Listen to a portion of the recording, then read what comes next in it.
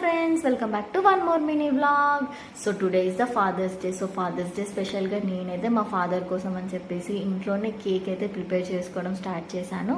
So ముందుగా అయితే cake అయితే బేక్ చేసుకున్నాను. అలా బేక్ అయిపోయాక దాన్ని ఓరియో బిస్కెట్స్తో అయితే ఇలా నీట్గా డెకరేషన్ చేసుకున్నాను.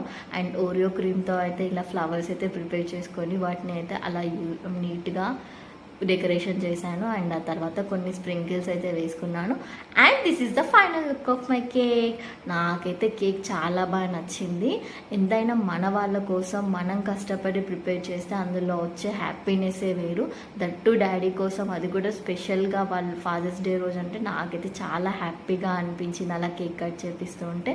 ఎందుకు అని అంటే మా డాడీకి స్పెషల్గా ఏదైనా గిఫ్ట్ ఇద్దాము అని అంటే అలాంటివి ఏం నచ్చవు. సో అందుకే ఇలా నేనైతే ప్లాన్ చేసుకున్నాను.